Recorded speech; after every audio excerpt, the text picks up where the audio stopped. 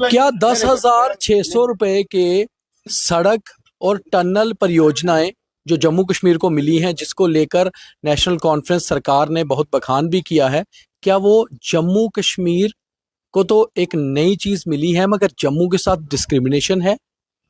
क्या कहीं ना कहीं जम्मू के मंत्री जम्मू को पूरा हक दिलवाने में फेल हुए? ये सारी चीजों पर सवाल उठाए हैं बीजेपी के लीडर और बीजेवाईएम यानी कि युवा मोर्चा के लंबे दौर तक प्रेसिडेंट रहे, पुराने स्टूडेंट लीडर भी कहा जा सकता है, डॉक्टर सुरेश अजय मगोत्रा। और इन्होंने कहा है कि आखिर क्यों जम्मू के साथ दोबारा डिस्क्रिमिनेशन हुई। सबसे पहले तो ये जानते हैं कि इन्हें क्या लगता है कि डिस्क्रिमिनेशन क्यों हुई है, फिर कुछ सवाल इनसे भी करेंगे। सुरेश जी, आपने अपने सोशल मीडिया पे भी डाला, तो हमने सोचा कि आपसे बात की जाए कि आखिर क्यों आपको लगा कि ये डिस्क्रिमिनेशन है, हालांकि जम्मू कश्मीर के लिए तो 10,600 के प्रोजेक्ट मिले हैं। बहुत धन्यवाद आपका खजूरिया साहब, जो आपने मुझे समय दिया और आप यहाँ मेरे साथ इस विषय पे बात करने के लिए बैठे। बात इस तरह से है कि जिस तरह से आपने देखा होगा कि कल ही केंद्र ने कुछ प्रोजेक्ट्स को मंजूरी दी थी और उसमें 10,637 करोड़ के जो सड़क परियोजनाएं और ब्रिजेस हैं उसके लिए केंद्र ने पैसा दिया।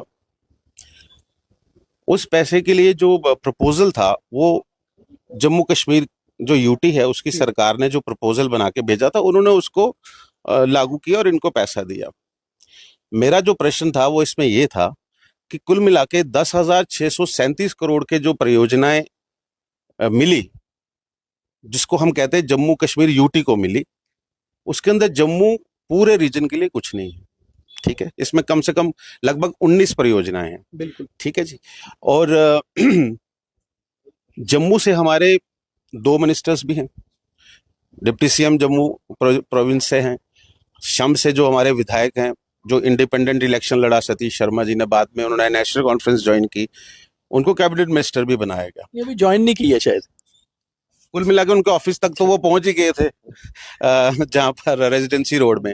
तो कुल मिला के तो कहने का मेरा मतलब ये था कि जब कैबिनेट मीटिंग होती है, जब प्रपोजल बनाए जाते हैं, उसमें ये जो हमारे रिप्रेजेंटेटिव है, जिनको ये सरकारी मंत्रियों वाले पद मिले हैं, ये क्या जम्मू के लिए उसमें कोई बात नहीं करते हैं?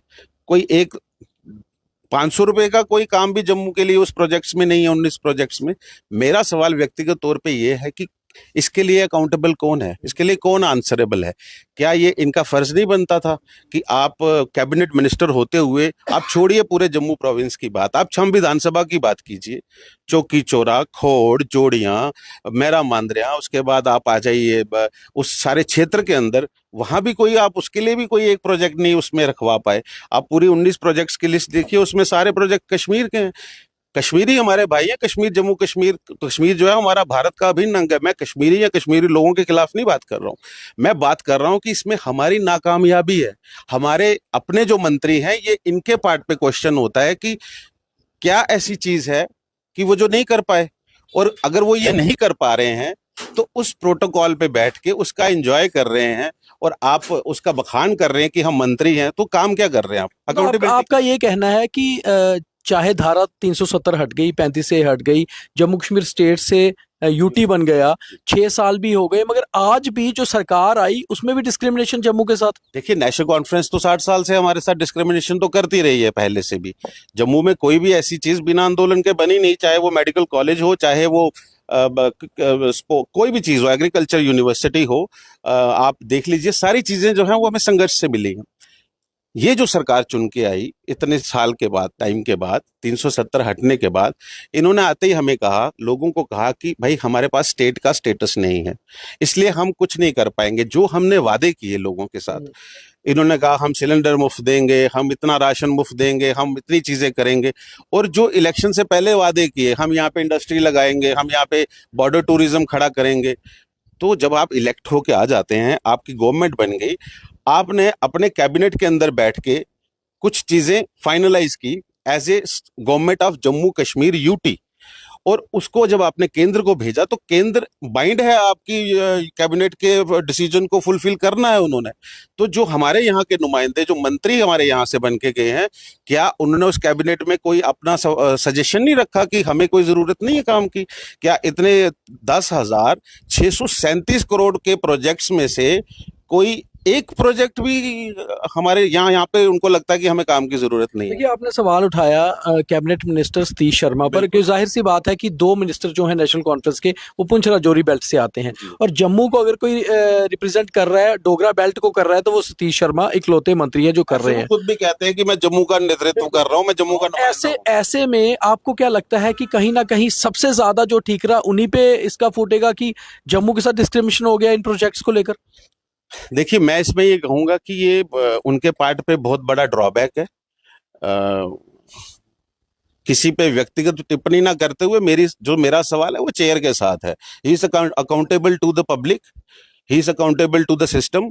अगर वो ये लोगों को कहते हैं अपनी विधानसभा में जाके कि मैंने मिनिस्टर में इसलिए बना क्योंकि मेरे से काबिल नहीं था कोई, उन्होंने मुझे मौका दिया, हम खुश हैं वो मिनिस्टर बने हैं, मुझे उनसे कोई व्यक्तिगत इशू नहीं है, वो मिनिस्टर बने हैं, उसका बेनिफिट तो होना चाहिए ना लोगों को। सर, आप मिनिस्टर बने, आप कैबिनेट में बैठते हैं, आपको सिर्फ क्या साइन करने के लिए रखा है या चाय पीने के लिए रखा है?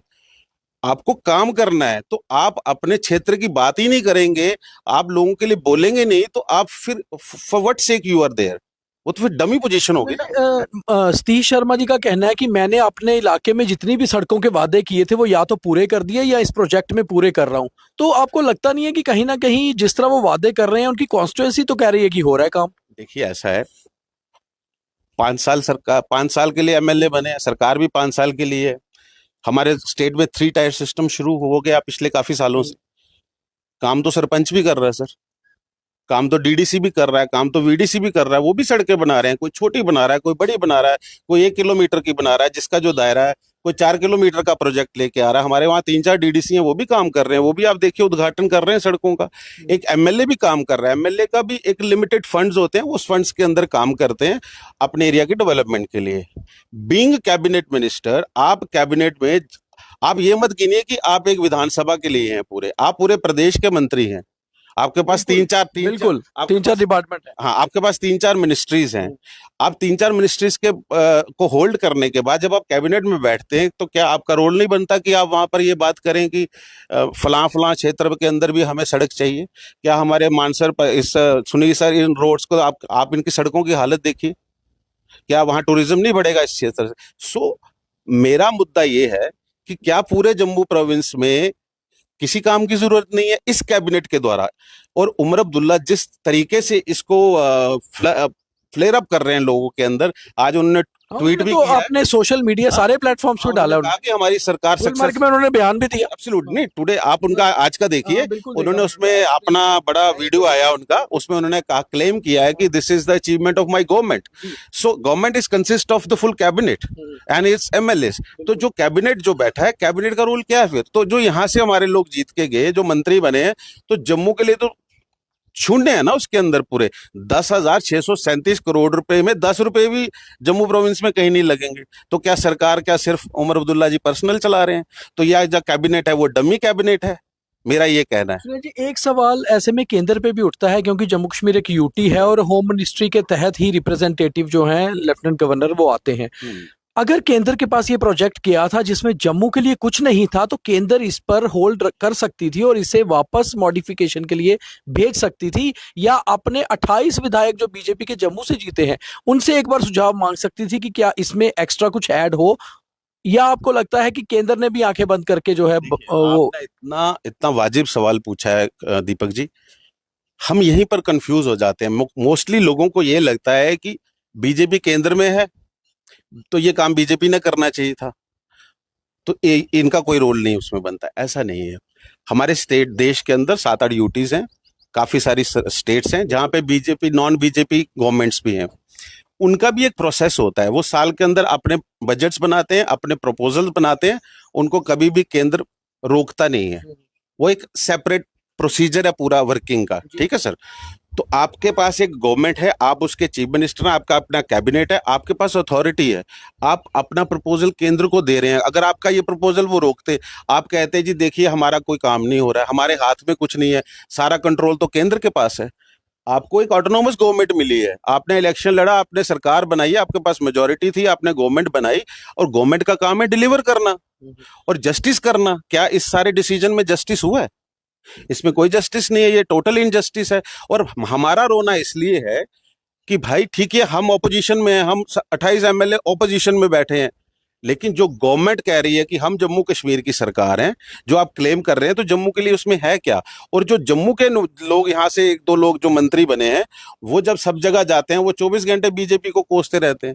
भाई अब आपके हाथ में आया था बांटने के लिए सरकार डिसीजन, तो आपके पास है। आज आपके पास सरकार थी, आपने डिस्ट्रीब्यूशन करना था ऑफ जस्टिस, आप करते ना, आप करते 10 प्रोजेक्ट कश्मीर के अंदर लागू करते, 10 प्रोजेक्ट जम्मू के अंदर लाते, जम्मू का भी डेवलपमेंट होता। केंद्र तो जम्मू कश्मीर में जो करना है वो कर रहा है, जो मेंबर पार्लियामेंट्स के अंडर उनकी जुरिस्डिक्शन में काम आते हैं वो भी कर रहे हैं वो। लेकिन काम तो डीडीसी भी कर रहा है, काम तो सरपंच भी कर रहे थे, लेकिन जो जम्मू कश्मीर यूटी की सरकार है उसका क्या काम है? डिप्टी चीफ मिनिस्टर भी जम्मू से हैं और उन्होंने आज एक प्रेस कॉन्फ्रेंस में बहुत धन्यवाद भी किया है प्रधानमंत्री नरेंद्र मोदी का, नितिन गडकरी का, जो हाईवेज के मिनिस्टर हैं, कि नए हाईवेज हमें अप्रूव कर दिए हैं। साथ ही साथ ये कहा है कि सारा जो सेहरा है ये उमर अब्दुल्ला के सर बनता है, जो इतना बड़ा पैकेज लेकर आए। तो आपको लगता है कि मैं मानता हूँ इसको, मैं इसको उमर अब्दुल्ला के अचीवमेंट ही मानता हूँ। और अचीवमेंट कश्मीर के लिए सिर्फ, हाँ, मैं ये अचीवमेंट मानता हूं कि उमर अब्दुल्ला ने जो ये प्रपोजल पास करवाया, because he is competent, he is a competent chief minister, उसके पास ये अथॉरिटी है, वो एक प्रपोजल लाके कैबिनेट में सबके साइन करवा के प्रपोजल भेज सकते हैं। और मिनिस्ट्रीज का काम डिस्क्रिमिनेशन नहीं करना है, बीजेपी ऐसी डिस्क्रिमिनेशन नहीं करती है कि एक गवर्नमेंट आपसे रिक्वेस्ट कर रही है और आप उनको कहो कि आप इसको दोबारा तोड़ मरोड़ के लाओ, तो फिर यहाँ की स्टेट को डायरेक्ट थोड़ी गवर्नमेंट रन करेगी, सेंट्रल गवर्नमेंट थोड़ी रन कर रही है, ये स्टेट तो स्टेट गवर्नमेंट रन कर रही है। तो जब आपकी जुरिस्डिक्शन के अंदर बात थी तो आपने जस्टिस करना चाहिए। मेरा कहने का मतलब है कि सतीश शर्मा जी कैबिनेट मिनिस्टर हैं, he must have speak over there, he have spoken over there for the cause. उन्होंने बोलना चाहिए 10 में से 4 काम तो आप जम्मू प्रोविंस को दे दीजिए। जब एक भी नहीं होता है उसके अंदर, सारा का सारा एरिया, एक एरिया में सारा पैसा चला जाता है, तो क्या आप समझते हैं कि किसी को ये सवाल पूछना जुर्म है? क्या ये एंटी सोशल है? क्या ये एंटी पॉलिटिकल है? ये क्या एंटी सतीश शर्मा है? ये बिल्कुल ऐसा नहीं है। सुरेश जी, जो गलती मुख्यमंत्री से हुई, या इंटेंशनली ऐसा किया, मगर कहीं ना कहीं एक गलती, और या अनइंटेंशनली या इंटेंशनली सतीश शर्मा जो कैबिनेट मिनिस्टर हैं उनसे भी हो गया कि वो नहीं करवा पाए। अब जो है बॉल ऑपोजिशन के पाले में है, 28 विधायक हैं आपके, सभी जम्मू से हैं। इस डिस्क्रिमिनेशन के खिलाफ लगता है बीजेपी जोर से आवाज उठाएगी। देखिए, जब सब कुछ साफ दिख रहा होता है ना दीपक जी, फिर उसके लिए नाचने का कोई मतलब नहीं बनता। ठीक है, जब हमें सामने दिख रहा है कि तूफान आ रहा है तो आपको बचाव करना है। जब कुछ हो ही नहीं रहा था, जब हेल्प ही कोई नहीं है, तो हम बोलेंगे ना। आप 24 घंटे कहते हैं बीजेपी ने ये नहीं किया, बीजेपी ने ये नहीं किया, समाज में भी बड़े लोग कहते हैं बीजेपी को हर चीज के लिए बोलते हैं। एक टाइम था, कहते थे कि हर समस्या का हल एक नया दल। जी। हिंदुस्तान में 40 साल तक हिंदुस्तान में 500-700 पार्टियां बन गई, जिसको थोड़ी सी समस्या आती थी वो नई पार्टी बनाता था। बीजेपी 2014 से केंद्र में आई, उन्होंने काम किया, डेवलपमेंट किए, लोग उन छोटी छोटी छुटपुट पार्टियों से टूट के इकट्ठा होने शुरू हुए। आज एक नया ट्रेंड चल पड़ा है, हर समस्या का हल बीजेपी और नरेंद्र मोदी। मतलब जो आप भी नहीं कर पा रहे हैं उसके लिए भी आप बीजेपी को दोष देंगे, जो आपके पार्ट पे काम नहीं हो पा रहा है उसके लिए भी आप कहेंगे नरेंद्र मोदी जी ने करना था। भाई आपने एक चेयर को ऑनर किया, आपको एक चेयर मिली, आप काम करिए ना। आप अगर उसमें कैपेबल नहीं है तो फिर छोड़ दीजिए उसको। If you are not able to perform your duties then leave it. मगर इस डिस्क्रिमिनेशन का फिर हल कहाँ है सुरेश जी? इस डिस्क्रिमिनेशन का हल ये है कि लोग फिर छुट्टी करेंगे आपकी, लोग नमस्ते करेंगे ना आपको। फिर जब आप लोगों के एक्चुअल कॉज के लिए बोल ही नहीं सकते हैं तो लीडरशिप किस लिए होती है? फिर गप्पे सुनाने के लिए थोड़ी होती है। मगर लोगों ने तो, जम्मू के लोगों ने तो वोट चुनकर दिए हैं बीजेपी को, 28 जिताए हैं, तो कम से कम बीजेपी का कहीं ना कहीं तो सपोर्ट मिले कि ऐसी डिस्क्रिमिनेशन के साथ रहें। केंद्र में सरकार मोदी जी की थी, जब मोदी जी ने पॉलिसीज बनाई, घर देने हैं, वॉशरूम देने हैं, क्या सिलेक्टिव दिए थे क्या उन्होंने? मगर अगर वो सिलेक्टिव देते तो कम से कम ऑपोजिशन बोलती, पर उन्होंने पहले ही फैसला सही किया। मगर यहाँ फैसला सही नहीं हो रहा। मेरा सवाल ये है कि समाज के अंदर ये जागृति होनी चाहिए। आज समाज इस चीज को समझ रहा है। हर चीज के लिए बीजेपी रिस्पॉन्सिबल नहीं है भाई साहब। आपके पास आज एक गवर्नमेंट है, गवर्नमेंट नाकामयाब है आपके काम करने के लिए, वो इंटेंशनली नहीं कर पा रही है, या वो करने की योग्यता उनमें नहीं है। वो उनको क्लियर करना है, हमको क्लियर नहीं करना पर है। आपको सवाल तो उठाना है ना, मैं उठा रहा हूं ना, मैं सवाल, मेरा ये सवाल है। विधायक आपके ना, वो उठाएंगे टाइम के साथ। देखिए क्या है, ये जो विषय है, इस विषय पे सब बोलेंगे ही अपने आप, क्योंकि आप पूरी स्टेट के अंदर एक एरिया को बिल्कुल साइड करके आप सब चीजें एक जगह करेंगे तो लोग तो बोलेंगे, मन में बोलेंगे, वोट से बोलेंगे, आगे आने वाले इलेक्शन हैं उसमें बोलेंगे। लोगों के पास बोलने के बहुत तरीके हैं, सिर्फ लोग उस चीज को समझ पाए। क्योंकि ये किसी कॉन्स्पिरेसी से कम नहीं है कि आप एक जगह बैठे हैं और आप उस चीज को कर नहीं पा रहे हैं, तो इसलिए लोग आपके साथ, कोई दुश्मनी नहीं है किसी को। आप अपना काम नहीं कर रहे हैं भाई साहब, या तो काम करिए या फिर छोड़ दीजिए। आप ये ना कहिए कि मैं आपके लिए इतना कुछ कर रहा हूं। मैं आप लोगों को सपने मत दिखाइए, क्योंकि राजनीति में क्या होता है, सपने बेचे जाते हैं, लेकिन कुछ लोग उसको पूरा भी करते हैं। आप पूरा करें, सब आपके साथ है, हमें किसी से कोई भी प्रॉब्लम नहीं है। मेरे क्षेत्र से हैं, विधायक बने, उनके पिताजी के साथ मेरे अच्छा लंबा समय रहा, उनके साथ काफी चीजें हमने उनसे भी सीखी। बट इनको इस चीज को एडमिट करना पड़ेगा, if he is not capable then he has to leave. कारण ये है कि आप चुप करके भी बैठ सकते हैं और आप कर भी कुछ नहीं रहे, तो फिर आप कुल मिला के किस लिए आए इस क्षेत्र के अंदर, आप राजनीति में क्यों आए? आपने इतने बड़े डिसीजन में के अंदर आपका कोई रोल ही नहीं है। पहली बार मंत्री बने हैं सतीश जी, कहीं ऐसा तो नहीं कि बहुत मंजे हुए कलाकारों के साथ सरकार में हैं, कहीं धोखा तो नहीं खा गए? ये तो वही अच्छे तरह से बता सकते हैं, क्योंकि वो क्या महसूस कर रहे हैं इस समय, क्योंकि ये उनकी रिस्पॉन्सिबिलिटी बनती है।